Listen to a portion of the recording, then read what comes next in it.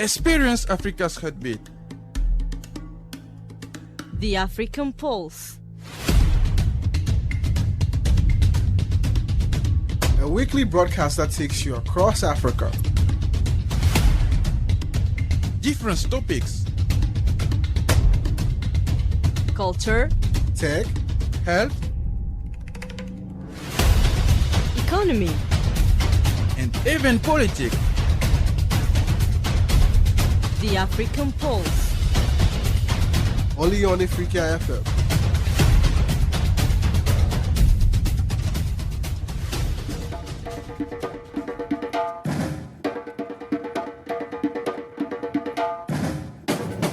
Greetings to you, Africa. Welcome to the African Pulse, your weekly window into Africa's rising industries, bold ideas, and brilliant minds shaping tomorrow. I'm Emmanuel, and today we're diving straight into the heart of one of the continent's most brilliant and most anticipated events of the year. That's right, our theme of the day is the African Startup Conference 2025, Raising African Champions, with insights from, well, let's say, the interesting 3 days ahead of this conference. From digital finance to agriculture to agri-tech, from logistics to green innovation, we explore how African founders are not just disrupting the industries but redefining what continental success looks like. Joining me today, I am pleased to have once more Divir Nana Kwamina. Welcome again, Divir. Well, it's always nice to be here. And I'm ready for this show. I think this is the first time I'm on camera. Yeah. So unfortunately, you all get to see my unfortunate face. Oh, come on, come on. Don't just go down in the... Come on, Nana, don't do this. Don't do this. You know, we appreciate seeing your face every day. Mm-hmm. And there is also Rose Mukaya from Kenya. Hello, Rose. Hello, how are you? I'm doing good, and I'm really happy to have you again on the show. Same, I missed you guys. I missed you too. And for the first time on the African Post, I am pleased to receive with me Mzhora Al-Hyani from Algeria. Welcome, Mzhora. I'm Thank really you so happy much. to have you. Yeah, thank you. I'm happy too to be with you. It's my first time with you guys. Yeah. I hope we will enjoy. I'm pretty sure we're going Yeah. to enjoy. And this is what I have to say, because the audience never met you before on my show, so I really have to mention this. She's a CEO, and a promising one, even though she's young, and I'm really proud to say Thank that. you. So let's dive into our first topic of the day. You know, of course, this African startup is much anticipated this year, as they are already saying that it's going to be the best edition, the fourth edition. And since we're going to talk about it, we are stepping into our first segment, and that is building the groundwork, African startup on the rise. So we zoom into the foundation of this conference, where the conversations have, or they are going to be centered around the scaling, funding, and the cross-border collaboration. You know, across the pavilions, that going to unfold during this event that took place right this morning. Actually, founders echoed the message that the African startups are ready, but they need the right system to thrive. So let's begin to unpack this with the core question and the keynotes of today's reflections. Nana, I'm going to start with you. Could you walk us through some of the major themes that are going to be emerging during this event, especially regarding how startups are preparing to scale across African markets? Well, you know, I really want to start by saying the fact that we are in the fourth edition of the African Startup Conference is something that's telling that this began with intention, and clearly it's going to go on to seek a particular purpose. But before we delve into the major themes that are going to go on during the show, I would like to start with the theme of this year's conference, which is... Give me a minute. I'm just... it's raising the yes. African champions this year. Yes.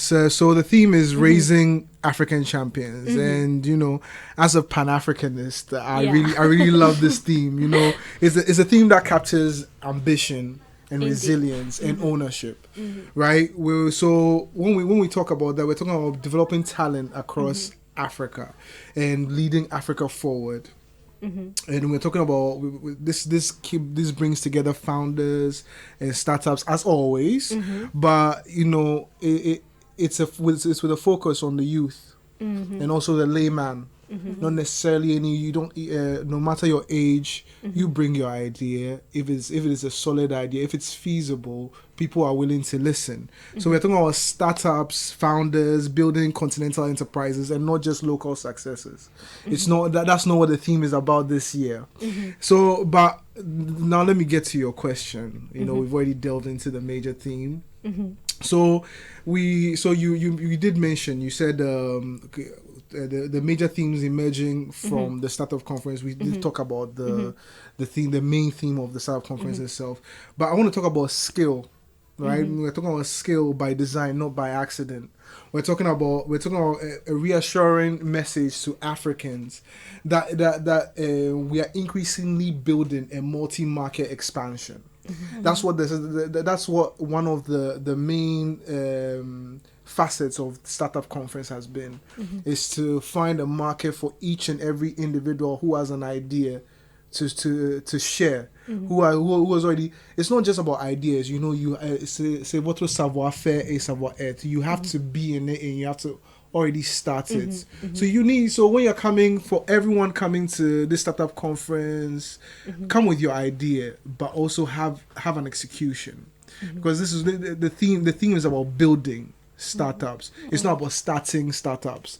That's what I want people to listen to hear. And then last year was a conversation about trademarking and regulation for startup conference. I think that is going to be that's going to be a conversation this year as well, because it involves involving the government, and to involve the government, you have to sensitize the people, because when the people voice their opinion, what they need, the government has to interfere. And we're not talking about a singular government, we're talking about the continent. Right? You're talking about this, and the Minister of Knowledge Economy and Startups, before the event, he mentioned that today's theme, or this year's theme, was built not just haphazardly, but it was specifically picked so that other startups could take inspiration from other successful startups. So yes, it is about building more than anything else. Ms. Hora, you're more in the field than I am, so what can you shed light, or what insights can you share with us so that people would understand more? I wanted to add something to join what Nana was saying. I think that African startups today are not focusing on launching products, but on expanding. Yes.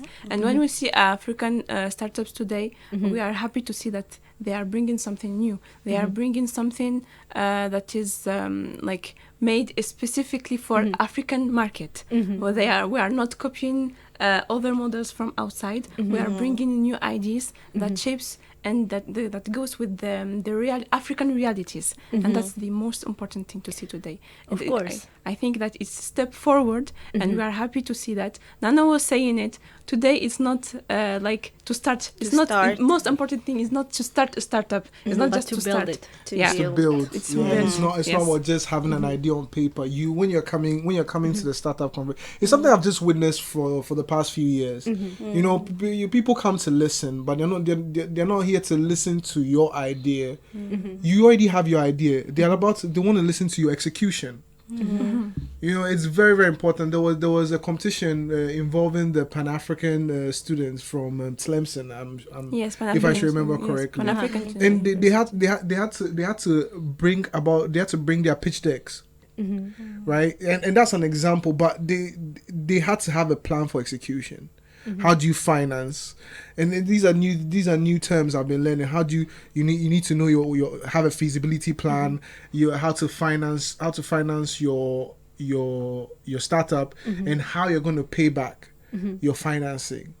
So it's a whole thing. But I think and then the last year particularly was, we had a sit down with people from was it Sweden, Geneva, I guess. It was on, they represent the international body for trademarking. And we had a really, really, really important conversation where we realized that most African companies are not trademarked.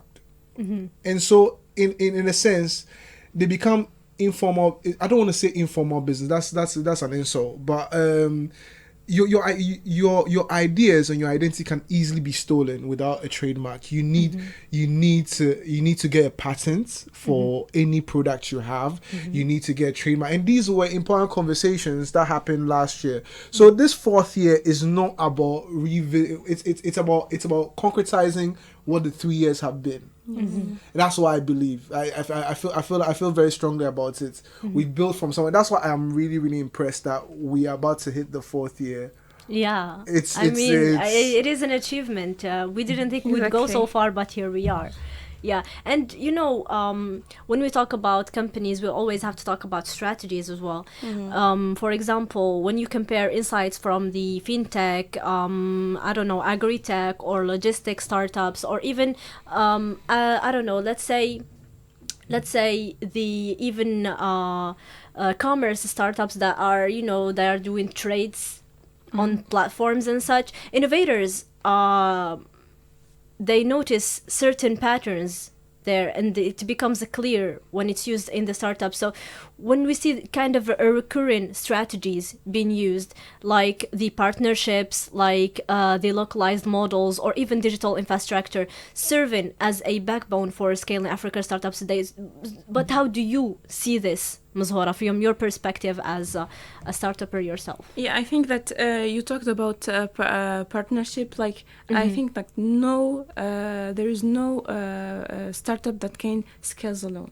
We need to partner with others, because we can consider the partnership like the oxygen of the African startups. So today we have to partner, we have to work with others, and especially when it comes to localization also, because the second point is that we have to put it in our minds that Africa is not one market, it's many markets. So if we don't know the other market, we have to partner with the other one who knows the market very well, and then we can partner together and work together to solve build the a problem, strong- and yeah. to bring something different. To build strong cooperation. Exactly. Yeah. Yes, and the digital also, the digital layers also. That's because when we talk about infrastructure today, the digital infrastructure are so important. Indeed. This is one of the most challenging things that African startups are facing today. When in a lot of countries we have this digital infrastructure, we still have some difficulties. So today, when we partner with others, maybe they can bring something that can add value to our things, to the thing that we are Yeah, to our already products, working. yes. Exactly. So this is the most important thing. We have to open up. We have to work with others. And in Africa, we also always talk about unity.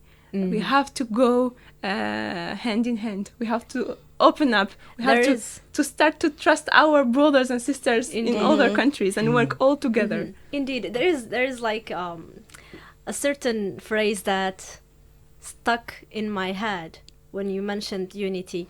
They say if you wanna go far, you go together. alone, yes. Yeah, if you wanna go far, go alone. Yeah. But if you wanna stay strong, you go together, right? Exactly. So yes, there is nothing better than staying hand in hand and helping each other to work towards the same path and going far together rather than alone. And talking about this and talking about the cooperation, during the last intra-African trade fair, there was something said during the conference that literally stuck with me, and that is, a lot of African nations do not know what their neighbor have, what their neighbor is producing, and likewise the neighbor does not know what the nation itself that they are neighboring have or produces as well. So yes, we should learn more about the markets, and we should know what our neighbors are producing, are exporting, so that we could help each other. Exactly. This is how we establish cooperations amongst African nations, and this is where the FCFTA be implemented as well, because it's been there for a reason, and that is to help the African nations do trade amongst each other. But that will be a topic for another day. Today we'll have to focus on startups. But to summarize what we've been talking about for the first segment, African startups, they aren't just dreaming big, rather they are planning smart, and that is something we should be proud of, because we see innovation everywhere nowadays in Africa, and we are winning awards on the global stage, and that is something to be proud of, and I am proud of every startup that has won.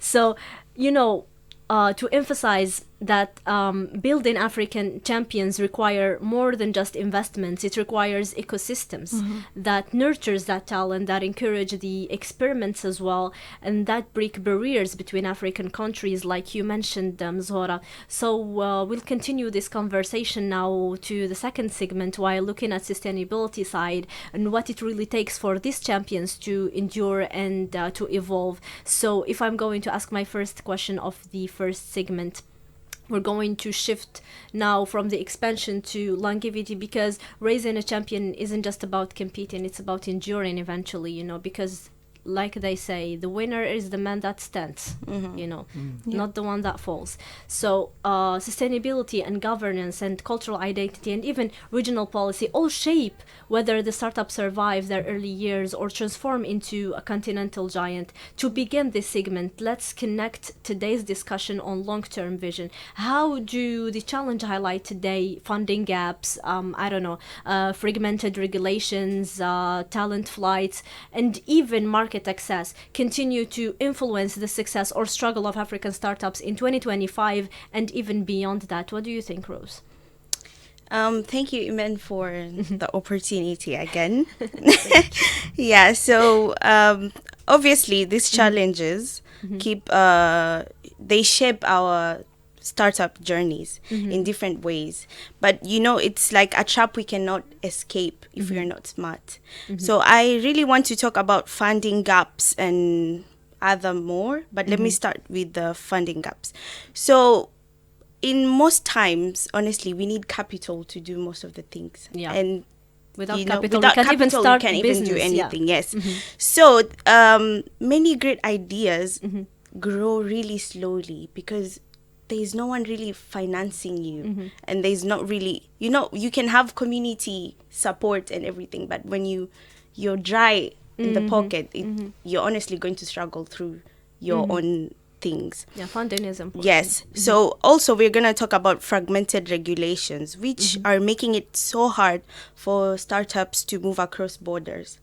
So the founders spend more energy navigating bureaucracy than actually innovating the projects, the startups. So I think this is one of the hardest things, because once you don't have a market for your product, you're bound to fail, because it's always producing, but there's no consumption, which leads to like automatic failure. And also we're going to talk about talent flight. So I think this is where youth, like, we always choose the easier way out. No, I don't. He disagrees. Most of the people take the Okay. I feel like the word you should use is brain drain. Fuite de chevaux, because that's the major thing. That's the major problem we have in Africa. Yes, the youth, the brain draining. the youth go for more opportunities outside. It's not like they're escaping hardship. It's what I said. It's flight. It's a fight or flight, and most of the time we choose to fly. No, but you use the same word that made it seem like people don't want to work for Africa. No, it's not working. It's easier to go into engineering jobs, to go into medical fields, to run from than one thing start to your the own other. thing. You understand? Okay, I'm listening. Yeah, because at the end of the day, when 7 years of you studying, let's say vet, you're sure that if I go to Kenya, I'm going to have a job. But when you're starting your own startups, you don't, first of all, you don't even have financial balance. So you're wavering. There's going to be financial Yes. struggle at the, So- at the beginning. Yeah, it's always the easier way out. I don't know. Maybe you tell me what you think. No, you're absolutely right. Yeah. You're absolutely right. You know, it's but you do continue, please. We're listening. Actually, I'm passing it to you because You're passing it to me. Yeah. I feel like, you know, you said we did mention regulations being a huge setback for African country for most African startups. You know, regulations are different from one country to another. It's always been the theme. You know, you have licensing rules that change from country to country. You have unpredictable taxes or tax policies. You have so basically we're not looking at the the African Free Trade area Yeah. for our protocols. So that needs to be sorted out by 2065, if I'm not mistaken. So but what are we looking for? You know, it makes scaling difficult. It makes scaling more expensive. It makes it more slow. She then spoke of funding gaps, which is absolutely true. You know, basically there's no trust in our system, in our business system, and I'm sure our CEO here can attest to that. You know, Yeah. there's demand for more profitability than growth. So when someone invests in you, is more of they need to see the profit Yeah. than the business. It's the growth of the business itself. Yeah. But economics 101, when you have the funds, you reinvest your profits into the growth of your business, so you don't see profits early. Indeed. Yeah. Indeed. But let's shift and talk about something else before we conclude, because we're running out of time. You know, there are countless stories of creativity and resilience that go unnoticed.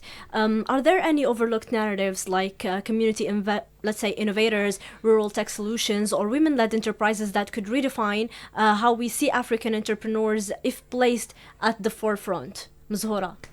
I think that today we have the responsibility to show the other face of Africa, to show that we, especially young people, are here to work, are here to change things. Because what Nana was saying is real. We don't trust others, and this is the main Trust the problem. is fundamental. Trust, especially in business. If we don't have trust, we don't have anything. So we have to try to know the other person next to our country, or we have to talk business to business. We have to have in mind that we are not doing business alone. In this journey, we have the other, so it's 50-50. 50. Sometimes we have to let things go, because you know, it's not just for startups, it's also with the other entities. We can be okay on something and we go forward, and then in the last minute they will tell you, no, but I don't know if they are going to pay me, or this is trust. It's a trust issues. Indeed. So today we have to work on it. Indeed, we do have to work on trust. Well, since we're running out of time and we have come to the end of our show, thank you, Mzhora, for your insights. Thank you, Nana, for your insights. And thank you, Rose, for your insights. Let me remind you that this was a blend of our beloved continent. We have Ghana, Kenya, and Algeria here. And today's conversation reminds us that the journey Rising African Champions goes far beyond the excitement of pitch stage or innovator rounds. It's a process woven into infrastructure, policy, culture, and opportunity as well. A journey shaped by ambition, resilience, and experimentation, and sometimes even adversity. Thank you for joining us today for this episode, and thank you once more to my guests, and thank you our listeners for tuning to the very end. This was Emmanuel on the African Pulse. Keep journeying and keep dreaming.